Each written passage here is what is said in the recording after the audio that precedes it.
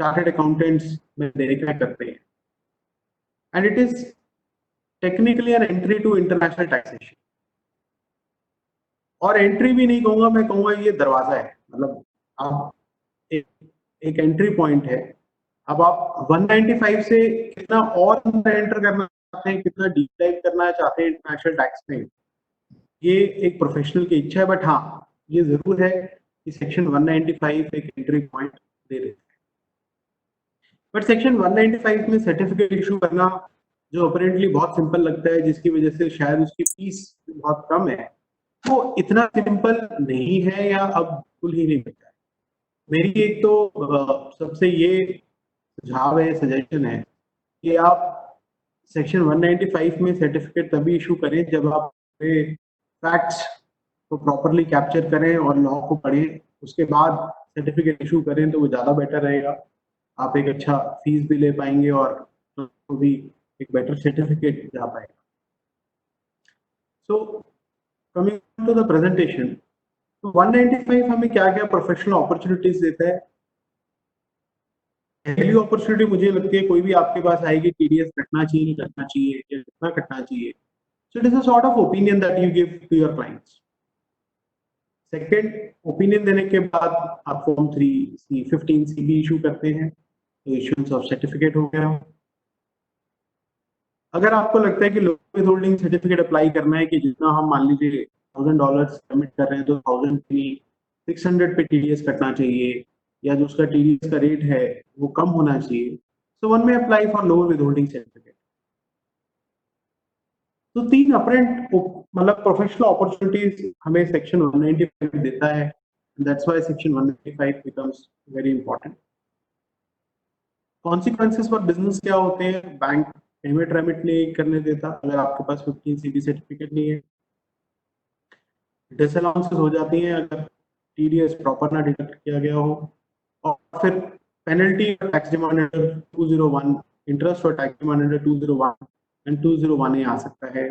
और penalty under section 221 and 271C businesses पे आ सकती है। और इसके एडिशन में प्रोसिक्यूशन भी सेक्शन 276B पे बी के अंडर लॉन्च हो सकता है। So not going to discuss on tax demand, penalty and prosecution. Basically, focus would be on the operational part of section 195. इसका ऑब्जेक्टिव हम सबको क्लियर है, बट मान लीजिए कोई नया मेंबर है, तो उसके लिए मैं कहूंगा there is circular number 152 which is dated 27 November 1974 which says imposes section 195 imposes a statutory obligation on any person responsible for paying to non-resident.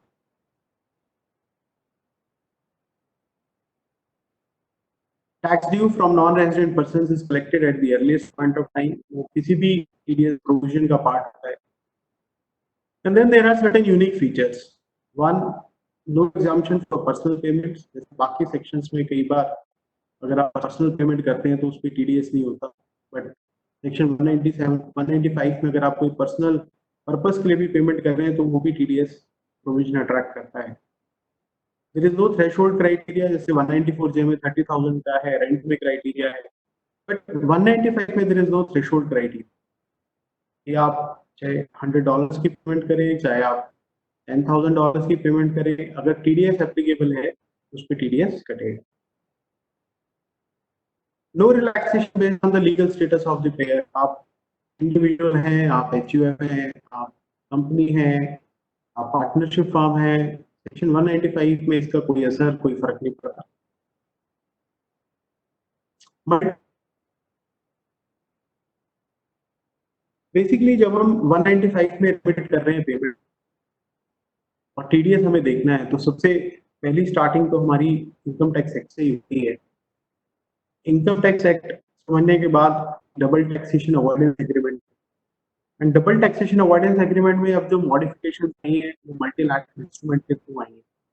तो आप जब पेमेंट रेमिट करेंगे और जब आप उस पर टीडीएस देखेंगे कि टीडीएस डिडक्ट करना है या नहीं करना, तो आप एमएलआई को जरूर ध्यान में रखिए कि मल्टीलैटरल इंस्ट्रूमेंट से क्या उस पेमेंट पे कुछ इम्पैक्ट आया है या उस पेमेंट पे कोई इम्पैक्ट नहीं आ रहा। One of the most important provision of MLI I will say is treaty abuse, या हम इसको ट्रीटी बेनिफिट भी कह सकते हैं। तो they have introduced PPT, principal purpose test, एक डबल टैक्सेशन वाला है। उसमें मैं आपको ब्रॉडली बताता हूँ दोनों।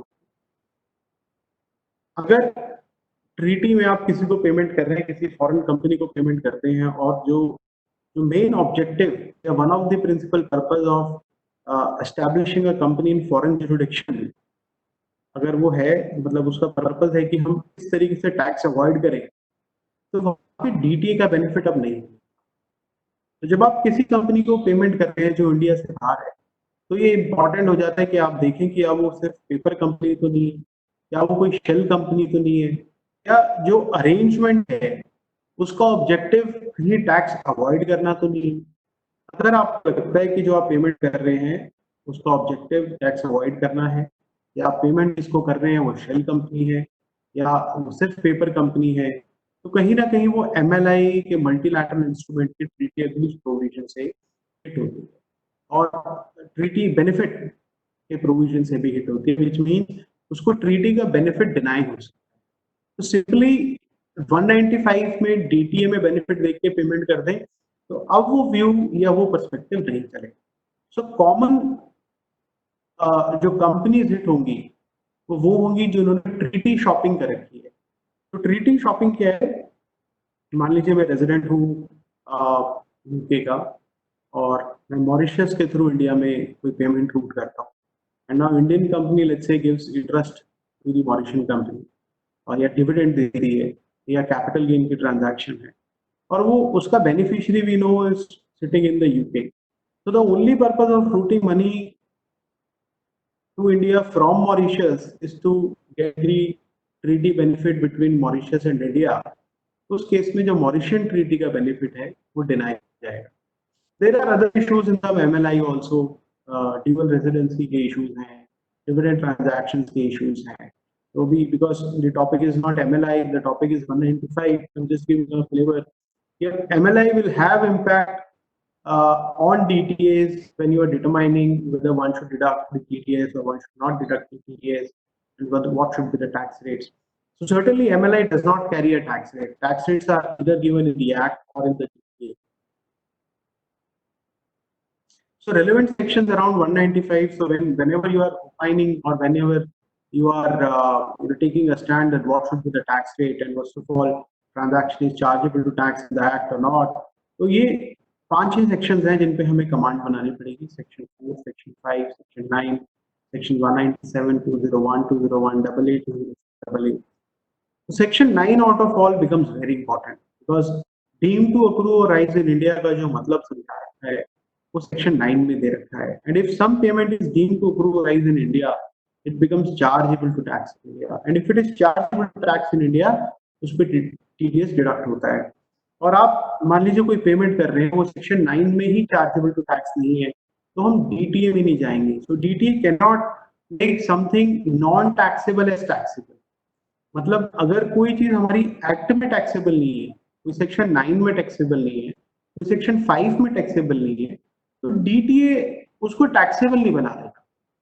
डीटीए क्या करता है, अगर कोई चीज मेरी कोई इनकम, कोई मेरी पेमेंट सेक्शन 9 में चार्जेबल टू टैक्स है, फॉर एग्जांपल रॉयल्टी की बात करें या फी फॉर टेक्निकल सर्विस की बात करें, ये दो आर्टिकल्स ऐसे हैं जहां पे डेफिनेशन बहुत वाइड है। या बिजनेस कनेक्शन की बात करें तो definition is among us very huge, मतलब it has wide applicability. But when you travel to DTA तो परमानेंट एस्टैब्लिशमेंट की डेफिनेशन आप देखेंगे कि in comparison to business connection थोड़ी नैरो है। सिमिलरली रॉयल्टी और एफटीएस की डेफिनेशन भी ट्रीटी टू ट्रीटी नैरो हो सकती है। So it might very well happen कि जो हम पेमेंट कर रहे हैं that may be characterized as royalty in the income tax act, but same may not get characterized as royalty in the DT. So which means कि act में कोई चीज टैक्सेबल है because that is royalty, but DTA में नहीं है तो उस पर टैक्स नहीं लगेगा। एक हाइपोथेटिकल एग्जांपल लेते हैं, मान लीजिए कोई पेमेंट एफटीएस एक्ट में नहीं है पर डीटीए में है, तो क्या टैक्स लगेगा? नहीं लगेगा।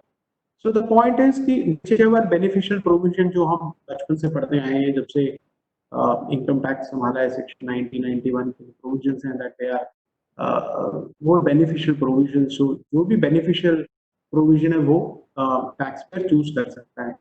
बट अब एक ही डिफरेंस आया है। अब जो डिफरेंस आया है वो ये कि 206AA की हम बात करें तो वो कहता है कि अगर आपको डीटीए में जाना है, अगर आपको डीटीए का बेनिफिट लेना है तो आपके पास टैक्स रेजिडेंसी सर्टिफिकेट होना चाहिए। What is TRC? मैं इसको एक वीजा पावर की तरह देखता हूँ। अगर आप किसी कंट्री के डीटीए में ट्रैवल करना चाहते हैं, उस कंट्री के डीटीए का बेनिफिट लेना चाहते हैं, तो आपके पास टीआरसी होना चाहिए। जैसे मुझे किसी कंट्री में विजिट करना है तो मुझे उस कंट्री का वीजा चाहिए। सिमिलरली अगर मुझे किसी कंट्री का डीटीए का बेनिफिट लेना है तो मुझे उस कंट्री के डीटीए का टैक्स रेजिडेंसी सर्टिफिकेट चाहिए। और जो टीआरसी होता है, टैक्स रेजिडेंसी सर्टिफिकेट होता है, ये फॉरेन गवर्नमेंट इशू करती है। So let's say if I want tax making a payment to the German entity और मुझे जर्मनी का डीटीए एक्सेस करना है और जर्मनी डीटीए का बेनिफिट देना है टू द रिसिपिएंट, तो रिसिपिएंट मुझे टीआरसी देगा। कई बार बहुत बड़ा कंफ्यूजन होता है कि यार टीआरसी कहाँ से लाएं। तो टीआरसी आपको नहीं लाना, टीआरसी लाना है रिसिपिएंट को। तो recipient will give you the TRC. With this small background, let me move forward. So this is the overview of section 195. We have 6 subsections. Subsection 1 is basically the, I will say, heart of section 195. It defines scope and conditions for the applicability of section 195. With subsection 2 and 3 talks about lower withholding certificate. तो subsection 2 में जो payer है वो application डालता है assessing officer को। Subsection 3 में पेई एप्लीकेशन डालता है असेसिंग ऑफिसर को। Then subsection 4 talks about validity of the certificate जो और असेसिंग ऑफिसर इशू करेंगे। सबसेक्शन 5 में सीबीडीटी को पावर दे रखी है to issue the notifications as required. And subsection 6 basically जो हमारा फॉर्म 15C है, it talks about furnishing of information by the payer that is governed by section 195 subsection 6. तो ये ओवरव्यू है सेक्शन 195 का। Let's see what section 195(1) says. It says any person responsible for paying. पूरे section को bullets में divide कर दिया है, बट ये बुलेट्स में नहीं है, पूरा एकदम एक साथ लिखा हुआ है। Any person responsible for paying to a non-resident any interest not being interest referred to in 194 LPLC LD, basically special bonds या जो फॉरेन कंपनीज को इशू करते हैं under the government regulation to get the money, उनको अगर हम छोड़ देते हैं पे इंटरेस्ट है या नॉर्मल लोन पे इंटरेस्ट है, that comes under 195(1). So any person responsible for paying to a non-resident any interest or any other sum chargeable under the provision of the act, not being income chargeable under HAT salaries. हम कई बार non resident को payment करते हैं और वो अगर salary qualify कर जाती है, there are lot of expatriates who working in India, और आप उनको अगर 195 अगर आप उनको पेमेंट कर रहे हैं, they are non resident, but वो 195 में नहीं आते, उनकी जो पेमेंट होती है 192 में चली जाती है बिकॉज वो सैलरी की नहीं करती है। Shall at the time of credit of such income in the account of the citizen or at the time of payment thereof in cash or by the issue of check or draft or by any other mode, whichever is earlier. So at the time of credit or at the time of payment, whichever is earlier, deduct income tax thereon at rate imposed. तो section 195 बड़ा clearly एक mandate डालता है वो ये कि अगर कोई भी व्यक्ति एनी पर्सन, चाहे वो एक एक्सप्लेनेशन भी देख लेते हैं which clarifies that any person includes resident as well as non-resident. So if any person is paying to a non-resident, अब इसमें दो ट्रांजैक्शंस आपकी हो सकती है, एक रेजिडेंट नॉन रेजिडेंट को पे कर रहा है, सेकेंडली एक नॉन रेजिडेंट को पे कर रहा है। एनी इंटरेस्ट और any other sum chargeable under the provision of this act. तो रेजिडेंट टू रेजिडेंट की रेजिडेंट टू नॉन रेजिडेंट की ट्रांजैक्शन तो हम सबको पता है बड़ी कॉमन है। आप रॉयल्टी पे कर रहे हो, एफटीएस पे कर रहे हो, इंटरेस्ट पे कर रहे हो, लेट्स से डिविडेंड पे कर रहे हो और कोई बिजनेस इनकम पे कर रहे हो, बट एनआर टू एनआर की ट्रांजैक्शन में जनरली कंफ्यूजन आता है। एनआर टू एनआर की कॉमन ट्रांजैक्शन जो होती है वो कैपिटल गेन की जनरली हिट होती है। अब let's say there are three companies, company A, company B, company C. Company A is based out of Singapore, company B is based out of US, and let's say company C is based out of India, ABC. अब company ए जो Singapore की company है वो Indian company की share holder है। We have another company in US which is company B. Now the Singapore company transfers shares of an Indian company to the US resident. अब ये जब capital gain arise होगा in normal circumstances it would be taxable in India. अब अगर ये taxable है तो it becomes income chargeable to tax in India. Now who is transferring? Non-resident is transferring to whom? To a non-resident.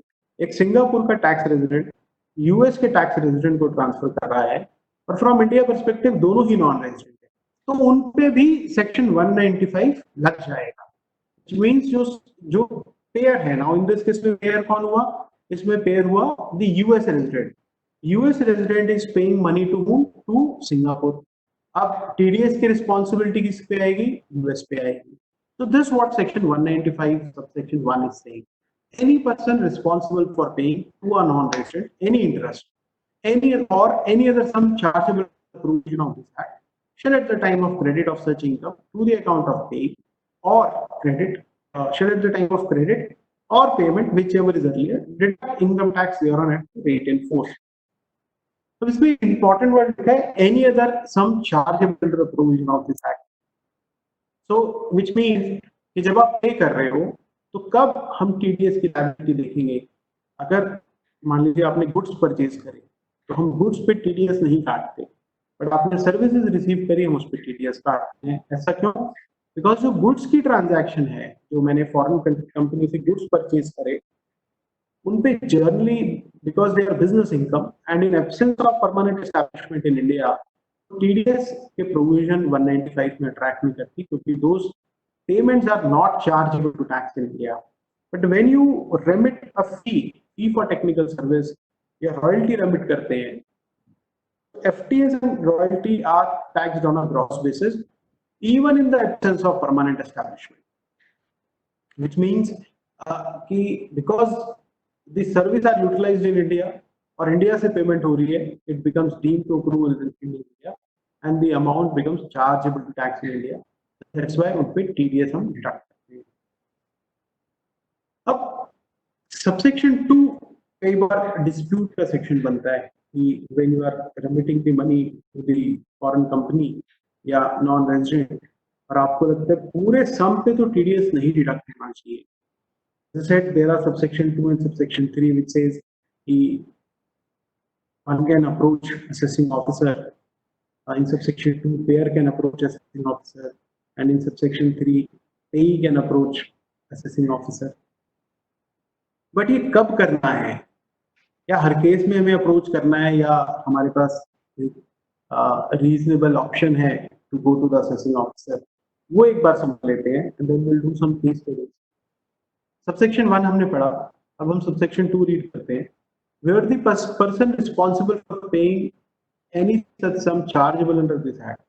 Such sum means, you know, जो हमने 1 में conclude करा कि sum chargeable under this act, subsection 2 में कहता है such sum chargeable under this act means जो subsection 1 में sum chargeable है वो सबसेक्शन 2 में आप पे कर रहे हो to a non-resident. Consider that the whole of such sum would not income chargeable in the case of the recipient.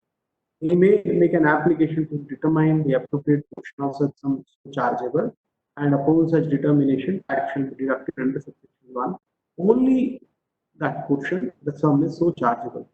तो dispute क्या आता है कि मान लीजिए मैंने $1,000 रेमिट किए, $1,000 में से मुझे लगता है $600 चार्जेबल, $400 इज नॉट चार्जेबल, तो मैं क्या करूं? मैं टीडीएस पूरे 1000 पे डिडक्ट करूं या मैं 600 पे डिडक्ट करूं या मैं एप्लीकेशन ऑफिसर को डालकर एप्लीकेशन ऑफिसर से क्लियरेंस लूं मुझे 600 पे डिडक्ट करना चाहिए या मुझे 1000 पे डिडक्ट करना चाहिए? So here is a case study. Gaurav is a resident of Delhi, purchased the residential house from Rudra property is located in Faridabad and Rudra is a non-resident. ये रतन की जगह रुद्रा है. Rudra is a non-resident Indian and now living in Singapore. Total transaction value 1 crore 75 lakhs. Basically एक non resident है रुद्रा, उससे मैं कोई property bye करता हूँ और मैं उसको पेमेंट कर रहा हूँ 1 crore 75 की. Now I want to deduct a TDS. Gaurav wants to deduct TDS at a full amount, that is 20%. Whereas Rudra is insisting not to deduct any tax as he has bought a residential house for his parents in Delhi worth 2 crore only last month.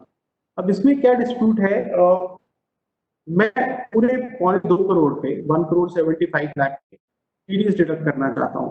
Whereas जो non resident है रुद्रा इस से कि यार गौरव मैंने तो एक महीने पहले ही 2 करोड़ का सम एक हाउस में इन्वेस्ट किया है, रेजिडेंशियल हाउस में, और सेक्शन 54 है जो कहता है कि अगर आप इन्वेस्ट करते हो तो आप पे कैपिटल गेन नहीं लगता.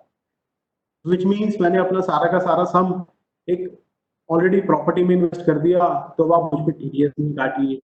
तो दुविधा आ जाती है कि मैं टीडीएस डिडक्ट करूं या नहीं करूं या मैं एप्लीकेशन लगाऊं. So we have a case transmission court FX code, उसकी certain observations हैं. First observation which is important from our perspective is any other sum chargeable under the provision of this act would be in sum on which income tax is levied. Consideration would be whether payment of sum to non-resident is chargeable to tax under the provision of the act or not. That sum may be income or income hidden or otherwise embedded therein. If so, tax is required to be deducted on the said sum. What would be the income is to be computed on the basis of various provision of this income if the payment is a trade receipt. However, what is to be deducted is income tax payable thereon at the rate in force. तो transmission corp कहता है आप properly पहले उसकी income निकाल, various provision भी है act में वो लगा के, और जो एक्ट के हिसाब से इनकम आएगी उस पे फिर आप टीडीएस के रेट्स लगाएंगे. If no such application is filed, income tax on such sum is to be deducted, and it is statutory obligation of the person responsible for paying such sum to deduct tax thereon before making payment. He has to discharge the obligation of tax deducted at source. Transmission corp में apex court कहता है अगर आप application file नहीं कर रहे तो आपको पूरे सम पे डिडक्ट करना पड़ेगा TDS. In this view of the matter, the answer given by the High Court that the assessee who had made the payment to 3 non-residents was under obligation to TDS under 195 in respect of the sum paid to them under the contract entered into, and the obligation of the respondent assessee to deduct TDS under 195 is limited only to the appropriate portion of income under the Act. अब जी India technology का भी case है, ये भी बड़ा important है. इसमें again supreme court ने यही कहा कि जो चीज चार्जेबल है उस पर डिडक्ट करेंगे और जो चीज नहीं है उस पर डिडक्ट टीडीएस नहीं करेंगे. The obligation to deduct tax at source is however limited to the appropriate proportion of income chargeable under the Act forming part of the gross sum of money payable to the non-resident. This obligation being limited to the appropriate proportion of income flows from the work used in section 195, namely chargeable under the provisions of the Act. The application of section 195(2) presupposes that the person responsible for making the payment to the non-resident is in no doubt that tax is payable in respect of some part of the amount to be remitted to non-resident, but is not sure as to what should be the proportion to taxable, or is not sure as to the amount of tax to be deducted. So court कहता है कि 195(2) कब operation में आता है? जब आप तो कर रहे हैं और आपको पता है पूरे सम पे टैक्स भी नहीं लगना, बट वो सम कितना है कि मैं 600 आएगा, 700 आएगा, 800 आएगा, तो वहां पे 195(2) ऑपरेट होता है. In such a situation, he is required to make an application to the ITO TDS for determining the amount. It is only when these conditions are satisfied and an application is made to the ITO TDS the question of making an order under section 195 will arise. फिर एक instruction आई 2004 में, instruction number 2, जहां पे कहा गया, again a very important instruction, that जब assessing officer determine कर रहा है कि टीडीएस की लायबिलिटी या टैक्स की लायबिलिटी कितनी आएगी, तो वो सारे प्रोविजंस को देखेगा और प्रोविजंस के हिसाब से ही would going to compute the tax liability. It means कि अब हम मान लेते हैं कि आपने नॉन रेजिडेंट को पेमेंट करी और हम कहते हैं सेक्शन 54 हम उसको बेनिफिट देके उसके हिसाब से टैक्स उसमें निल बनता है और मैंने टीडीएस नहीं काटा, तो मेरे ऊपर क्या लायबिलिटी है। अब इंस्ट्रक्शन नंबर 2 ऑफ 2014 रीड करें, इसमें ये लिखा गया कि assessing officer what he will do, he will again compute capital gain based on the provision of this act। तो जब assessing officer capital gain compute करेगा based on the provision of this act, तो उसका कितना capital gain आएगा, उसका भी निल आएगा। अगर कैपिटल गेन असेसिंग ऑफिसर जो कंप्यूट कर रहा है वो भी निल आ रहा है, जो मैंने करा वो भी निल आ रहा है, तो क्या वो टैक्स लायबिलिटी निकाल पाएगा? बिल्कुल नहीं निकाल पाएगा। क्या वो फिर इंटरेस्ट लगाएगा उस पर? इंटरेस्ट भी नहीं लगा पाएगा। अगर टैक्स लायबिलिटी नहीं आ रही तो इंटरेस्ट कैसे लगेगा? So this is what instruction number 2 is saying. The assessing officer shall determine the appropriate proportion of the sum chargeable to tax mentioned in section 1 of section 195. So the appropriate portion of the sum will depend on the facts and circumstances of each case, taking into account nature of remittance, income component thereon, and any other fact relevant to determine such appropriate. ये same case Bangalore tribunal के पास भी पहुंचा और Bangalore tribunal का क्या view था वो मैं आपसे शेयर करता हूँ।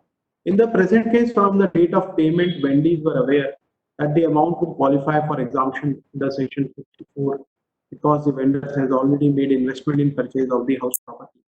She has represented these facts to the assessee. The above facts indicate that from the date of payment, parties were aware that these payments would not be subject to taxes because of exemption. Therefore, there was no need to deduct the taxes. In view of the above facts, we allow all three appeals and rule that the appellant cannot be treated as assessee in default under section 201. Consequently, no interest under section 2011 is imposed upon them. So, ये जो भी हमने अभी exercise करी different judgement देखी, एक तो section 9 में चार्जेबल टू टैक्स होना चाहिए, रेड में ठीक है। अगर आप ड्यूटी का बेनिफिट देते हैं और ड्यूटी का बेनिफिट देने के बाद if that income is not chargeable to tax, तो 195 में 1 में फॉल नहीं करेगी, टीडीएस में डिडक्ट करना।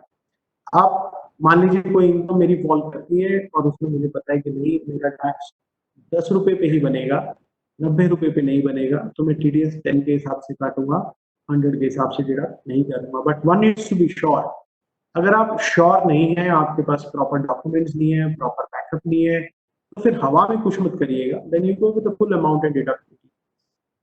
तो इफ यू हैव एनी, दूसरी केस स्टडी लेते हैं।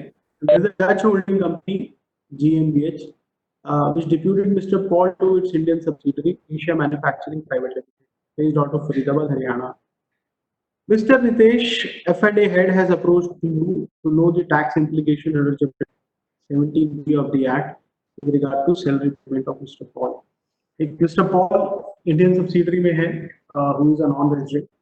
अब हमें उनको पेमेंट करनी है, तो आपके पास अकाउंटेंट्स आते हैं या टैक्सर आते हैं, इस पे हम टीडीएस कितना काटे, 192 में काटे, 195 में काटे।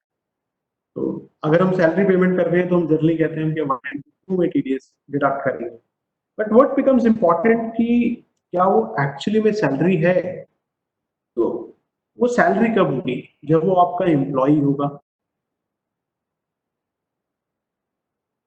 जब आपका उस पे सॉरी, जब आपका उस पे लियन कंट्रोल होगा। लियन कंट्रोल से क्या मतलब है? लियन एंड कंट्रोल से मतलब ये है कि उसको हायर एंड फायर करने का डिसीजन आपका है, आपका in the sense Indian company का है। उसकी सैलरी बढ़ानी है नहीं बढ़ानी है वो डिसीजन किसका है? वो इंडियन कंपनी का है। उसको छुट्टी देनी है नहीं देनी वो डिसीजन किसका है? वो डिसीजन भी आपका है। तो जब एक व्यक्ति कॉन्ट्रैक्चुअली आपके पास असाइंड है और वो आपके कंट्रोल में काम करता है और उसकी जो रेम्यूनरेशन है, जो पेमेंट्स हैं, जो आप डिटरमाइन कर रहे हो, then it becomes a employee. Whereas if somebody is working with you, you may have control कि भाई सुबह 10 बजे मेरा ऑफिस खुलता है, आपको 10 बजे आना है, शाम को मेरा ऑफिस 10 बजे बंद होता है, आपको 6 बजे ठीक है, आज आपकी सर्विस खत्म हो रही है, मुझे आपकी जरूरत नहीं है। बट ये जो कंट्रोल है पार्शियल कंट्रोल, आप उसकी सैलरी बढ़ाने का घटाने का डिसीजन ले पा रहे हैं। अगर आप नहीं ले पा रहे तो आपको एम्प्लॉय नहीं है। और हम अपने रूटीन प्रैक्टिसेस में भी देखें, हमें एक अकाउंटेंट हायर करना है, तो मान लीजिए मैं एक अकाउंटेंट किसी ऑर्गेनाइजेशन में डिप्यूट करता हूँ, सर्टेनली जब वो ऑर्गेनाइजेशन वहां जाएगा, जो वो एम्प्लॉय वहां जाएगा मेरा, तो कुछ उस ऑर्गेनाइजेशन के जो रूल्स हैं वो उसको फॉलो करने पड़ेंगे। हो सकता है उसका एंट्री एग्जिट कार्ड भी बने, उसका कुछ मतलब जो टाइमिंग्स हैं वो भी टाइमिंग्स उसको फॉलो करने पड़ेंगे। उसको हो सकता है एक रूम भी मिल जाए। ठीक है, अब जो मेरा क्लाइंट है वो मुझे बताएगा, गौरव मुझे आज इसकी जरूरत है, आज इसकी जरूरत नहीं है, आगे से आप उसको भेजिए नहीं भेजिए। बट जो उसकी नेगोशिएशन होगी फीस की, वो मुझसे मतलब ही नहीं है उसको। अगर वो मेरे बिजनेस में इंटरेस्ट लेता है तो हो सकता है पूछे कि भाई कितनी सैलरी दे रहे हो और गौरव कितना प्रॉफिट कमा रहा है। बट बियॉन्ड दैट उसकी सैलरी कौन डिसाइड करता है? उसकी सैलरी मैं डिसाइड कर रहा हूँ। तो एम्प्लॉय किसका हुआ? मेरा हुआ। Similarly when expats are working in India, तो उनका लीन एंड कंट्रोल अगर इंडियन कंपनी के पास है, and lien and control in simple terms can be explained hire and fire, and salary decisions are with the Indian company, तो वो आपका employ बन जाएगा, इंडियन कंपनी का एम्प्लॉय बन जाएगा। और जब उसको पेमेंट करेंगे वो 192 से हिट होगी। बट मेरे पास उसके सारे डिसीजन नहीं है। मेरी फॉरेन कंपनी ने उसको डिप्यूट कर दिया, उसकी सैलरी वैलरी से फॉरेन कंपनी देखती है, मैं उसकी रिइंबर्समेंट कर देता हूँ। तो वो शायद देर आर हाई चांसेस कि वो एम्प्लॉय क्वालिफाई करे, and it would tend to amount to service from a foreign company to the Indian company via that employee. अब आप उसकी पेमेंट पार्शली फॉरेन कंपनी को कर रहे हैं, पार्शली एम्प्लॉय को कर रहे हैं, इट हार्डली मैटर्स। तो वो तो on behalf of foreign company ऐसा माना जाएगा कि आप एक इंडियन एम्प्लॉय को पे कर। तो अगर आप ये कॉल लेते हो कि ये एम्प्लॉय है तो वो 192 का मैटर है। बट अगर वो आपका एम्प्लॉय नहीं बनता तो फिर वो 195 का मैटर हो जाता है। और 195 में फिर वो परमानेंट एस्टैब्लिशमेंट बनेगी नहीं बनेगी, या वो एफटीएस क्वालिफाई करेगी, all those issues will creep in. So there are couple of judgments जो हम देख लेते हैं। Whether the seconded employee continues to be in employment of the foreign entities or not is really irrelevant for this purpose. What is relevant is that the income embedded in the payment in question is taxable in India under the head salaries. And if that be so, there are no tax withholding obligation under Section 195. In another judgment from the Bangalore ITAT, raises payment made from the taxpayer to the overseas entity as reimbursement cannot be terminated. Neither is the fact that overseas does not charge markup over and above the cost of maintaining the seconding relevant itself, since the absence to markup cannot negate the nature of transaction. So what becomes important is the nature of transaction. वो markup है या नहीं है, ये 195 के purpose से थोड़ा irrelevant या नॉन इम्पॉर्टेंट हो जाता है। It would lead to an absurd conclusion if all else constrained. The fact that no payment is demanded negates accrual of income to the overseas entity. Instead, the various factors concerning the determination of the good employment continues to operate, and the consequent finding that the provision of employees to the Indian entity was triggers the DES. अब कुछ terms any person we have already discussed. Section 1, एक question आता है क्या section 195 resident but not ordinary resident पे applicable है? बिल्कुल नहीं, बिकॉज सेक्शन 2 सबसेक्शन 30 कहता है कि नॉन रेजिडेंट पे ही लगेगा। And for the purpose of read कर लेते हैं, non resident means a person who is not a resident and for the purposes of 92, 93, 168 includes a person who is not ordinary resident in the meaning of subsection 6 of section 6.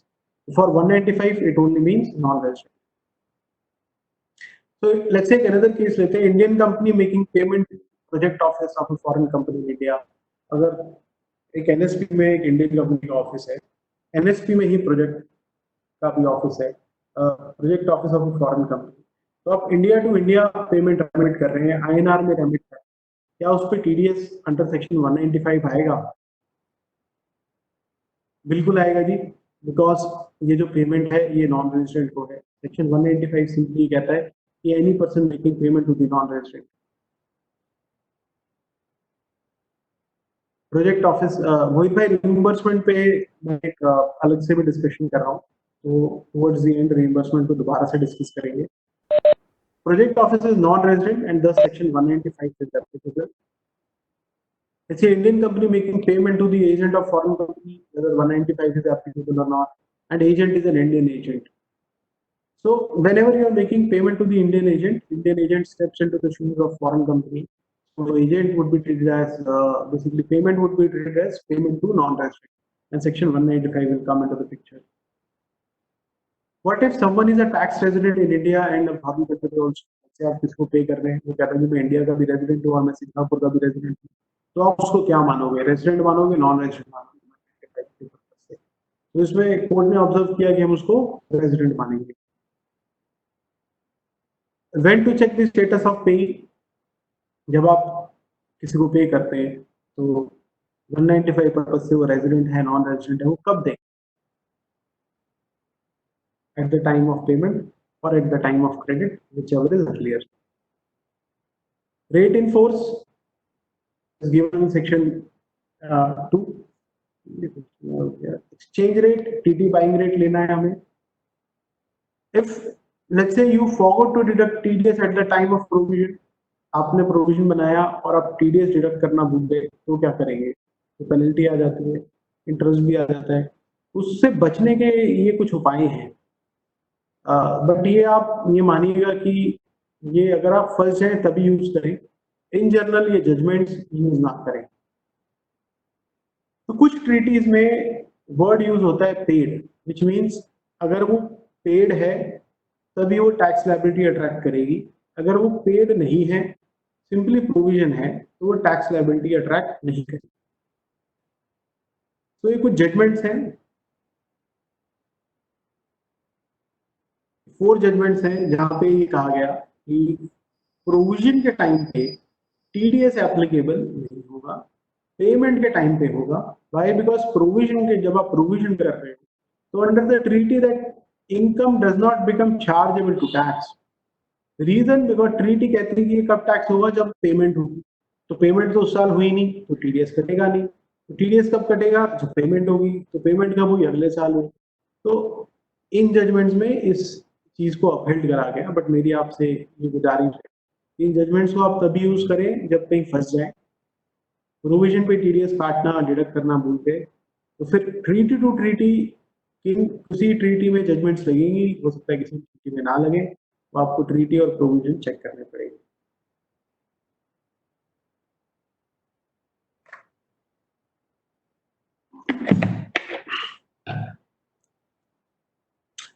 What if non-resident does not have a PAN? Section 206AA would not apply to such non-residents. Recipient if the following details and documents are furnished to the payer.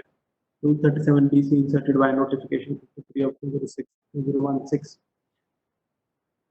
अगर आपके पास pan नहीं है तो कोई दिक्कत नहीं है, but आपको सारी इन्फॉर्मेशन देनी पड़ेगी। क्या क्या देनी पड़ेगी? Email ID, contact number, address, tax residency certificate, tax identification number, और भी कुछ इन्फॉर्मेशन बचती है तो फॉर्म 10F में आपको देना पड़ेगा। तो बट ये टीआरसी देना कब है? प्रोविजन के टाइम या पेमेंट के टाइम? तो कई बार क्या आता है कि आपके पास इनवॉइस आया जनवरी में, आपने एक्सपेंस बुक कर लिया जनवरी में, अब आप पेमेंट कर रहे हैं आप अप्रैल में। अब जब आप अप्रैल में पेमेंट करने लगे तो 15 सीवी के लिए आपके पास क्लाइंट आया। अब वो 15 सीवी के लिए आपके पास आया तो उसने आपने कहा जी मेरे पास तो टीआरसी दे दो, टीडीटी का बेनिफिट चाहिए। तो क्लाइंट कहता है सर टीआरसी तो है नहीं। अच्छा जी टीआरसी नहीं, कोई दिक्कत नहीं, अब टीआरसी मंगा लो। अब वो टीआरसी अप्लाई करता है, टीआरसी आता है जून में। जून में टीआरसी आता है तो पेमेंट भी डेफर कर दी जाती है जून में। जून में दोबारा आता है आपके पास और जून में टीआरसी लेके आता है, तो फिर आप उसको पे करते हैं। अब आप टीटी का बेनिफिट उसको जून में दे रहे हैं और टीडीएस कब डिडक्ट होना चाहिए था? जनवरी में होना चाहिए था। तो जब टीडीएस डिडक्ट होगा जब TDS की लायबिलिटी आएगी 195 में, तभी हम देखेंगे कि सारे डॉक्यूमेंट्स हैं या नहीं है। तो at the time of when the liability get crystallized under 195, that is credit or payment, whichever is earlier.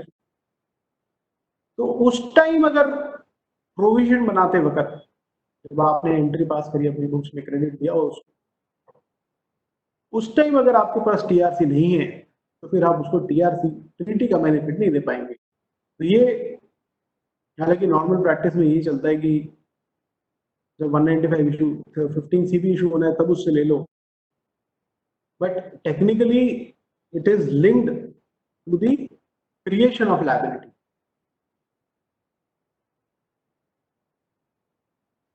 ये इसके लिए मैं एक आपको एक काम करता हूँ, टेबल देख लेते हैं फटाफट।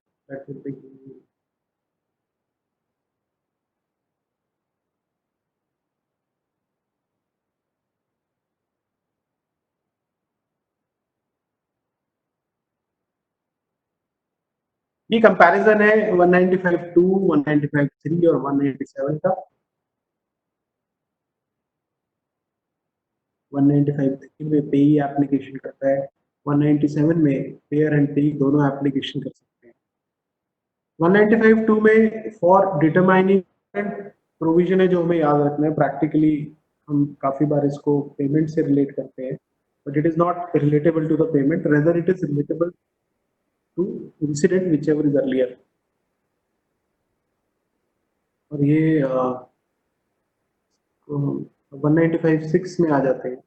195(6) इज बेसिकली 15 CA/CB जो इशू करते हैं, इसमें है it is applicable irrespective of the fact whether the sum is chargeable to tax और not.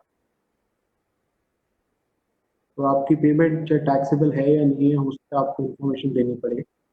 Rule 37BB prescribes what information to be provided, and it provides exemption in these two cases.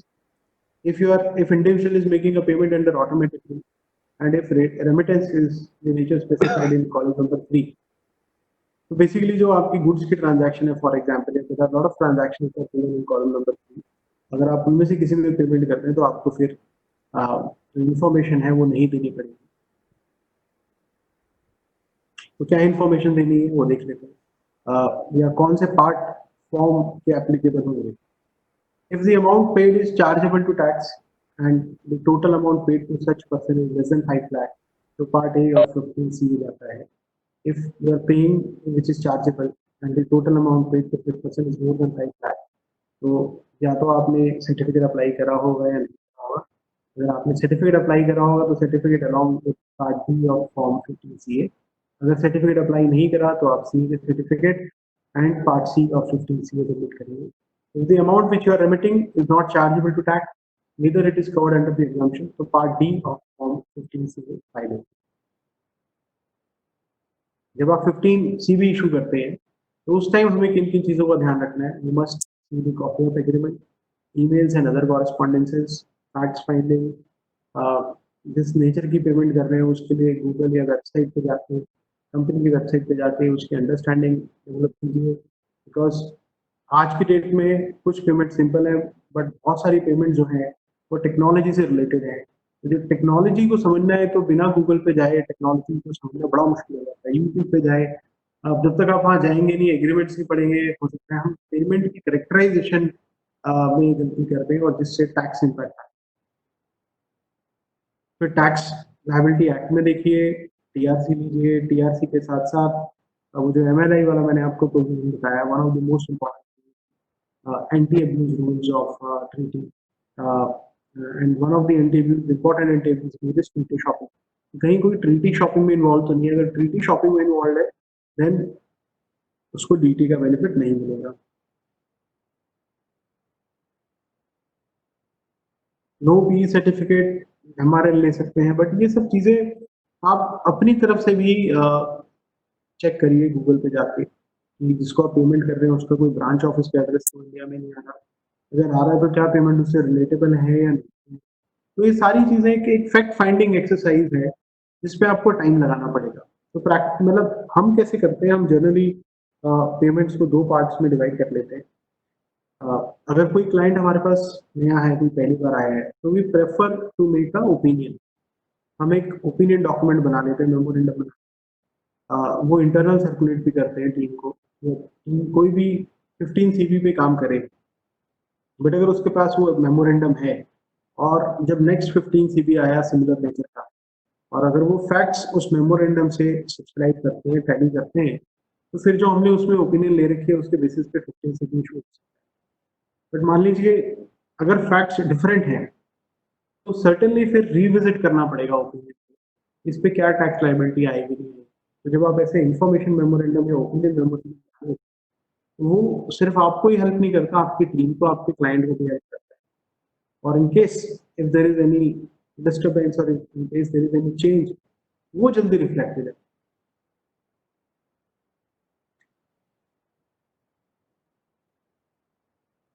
ये तो हमने कर लिया discuss. अब मैं आ जाता हूँ कुछ ट्रांजैक्शन स्पेसिफिकेशन। अगर आप payment for use of server कर रहे हैं तो उस पर बिल्कुल टीडीएस आता है। It is considered as equipment royalty. There are lot of cases says की टीडीएस शुड बी डिडक्टेड। अगर आप पेमेंट फॉर बैंडविड्थ चार्जेस कर रहे हैं, again it is considered as royalty because what you are paying is the use of equipment. अगर आप secret formula और process की पेमेंट कर रहे हैं तो there are judgments are divided. Few judgment says it is tedious, few judgment says it is not, it is royalty, few judgment says it is not royalty। हम royalty मानेंगे नहीं मानेंगे, वो ट्रीटी टू ट्रीटी देखना पड़ेगा। Bandwidth charges sorry हमने cover कर लिया। अगर आप ब्रांड नेम और मार्केटिंग के लिए पे कर रहे हैं तो क्या होगा, तो टीडीएस बिल्कुल आएगा because it is royalty. Design drawing के लिए पे कर रहे हैं तो डिजाइन ड्राइंग में देर कुछ नहीं। आप आउटराइट परचेज कर रहे हैं तो it is sale of goods, TDS नहीं आएगा। आप यूज कर रहे हैं उस डिजाइन ड्राइंग को और राइट्स उसी के पास है, आपके पास राइट टू यूज है, तो it can be considered as royalty. अगर डिजाइन ड्राइंग उसने स्पेसिफिकली आपके लिए डेवलप करी तो ये सर्विस नेचर की हो जाती है, इस पे टेक्निकल फीस है। अगर कंपोजिट है तो फिर वो सेल मानी जाती है और उस पर टीडीएस नहीं। अगर आपने इमूवेबल प्रॉपर्टी डिस्कस परचेज करी, वो हमने एक्सटेंसिवली डिस्कस कर लिया। सेकंडमेंट ऑफ एम्प्लॉइज हमने अगेन एक्सटेंसिवली डिस्कस कर चुके। अगर आप डिविडेंड टू नॉन रेजिडेंट दे रहे हैं तो 20% डीटीए में टैक्सेबिलिटी है। बट आप एमएलआई जरूर देखें। अब इंडिया ने एमएलआई पोजीशन एमएलआई को एंटर करी है, उसमें there is certain threshold limit कि आप शेयर होल्डर 365 डेज के लिए हैं या नहीं है, या आप 10% से ज्यादा के शेयर होल्डर हैं, 10% से कम है। तो फॉर एग्जाम्पल आप 365 डेज से कम के शेयर होल्डर हैं तो आपको ट्रीटी का बेनिफिट नहीं मिलेगा, आप एक्ट में टैक्स मिलेगा। अगर आप 365 डेज से ज्यादा शेयर होल्ड करते हो और 10% से ज्यादा होल्ड करते हो तभी आपको ट्रीटी का बेनिफिट मिल पाएगा। रीइंबर्समेंट ऑफ एक्सपेंसेस, मोहित भाई का भी क्वेश्चन था। रीइंबर्समेंट ऑफ एक्सपेंसेस पे there are school of thoughts which are divided. There are two school of thoughts. One school of thought says कि TDS should not be deducted. Another school of thought says TDS should be deducted. We're going to see the practical view कि आप किस तरीके से इसको कर सकते हैं। So payment towards reimbursement of expenses by SSC to a non-resident did not involve any income element. Therefore, no TDS was required to be deducted on such payment. तो गुजरात हाई कोर्ट ने अभी रिसेंटली अपेंड किया है। Similar view were taken by Bombay high court in many cases. और जो judgements हैं जो upheld करती हैं कि टीडीएस शुड बी डिडक्टेड, वो सीयू इंस्पेक्शन है और एरेंशियल कंस्ट्रक्शन है। बट इसमें डिफरेंस मतलब practical stand point of view से बात करें, हमें अपना ओपिनियन दे। मेरा ऐसा मानना है कि जब आप किसी को पेमेंट कर रहे हैं तो उस पर मार्कअप है या नहीं है, that should not determine the taxability. Taxability depends upon nature of transaction. अगर किसी का परमानेंट एस्टैब्लिशमेंट इंडिया में बनता है तो जो बिजनेस इनकम होती है वो नेट बेसिस पे टैक्स होती है, वहां तो उसकी प्रॉफिटेबिलिटी मैटर करेगी। When I am paying let's say $100 and I know profitability is only 5%, तो मुझे 5 पे ही टीडीएस काटना चाहिए। बट 5 है, 10 है, 15 है, उसके लिए मुझे एप्लीकेशन डालना। But let's say if it is not business income, if it is FTS, तो fee for technical service is chargeable to tax on gross basis. अब उसका प्रॉफिट है नहीं है, लॉस में, it hardly matters. I need to deduct TDS at the gross level. But ये जो judgements high court की आई, ऑनरेबल हाईकोर्ट की आई, उन्होंने कहा कि अगर आप इसको पे कर रहे हैं और जिसमें कोई मार्कअप इन्वॉल्व नहीं है, मतलब उसने थर्ड पार्टी को आपके लिए हायर करा और उसने बिल आपको बैक टू बैक बेसिस पे दे दिया, तो उस पर क्योंकि कोई मार्कअप नहीं है तो TDS नहीं आएगा, because TDS is on the income element and if there is no income there should not be TDS.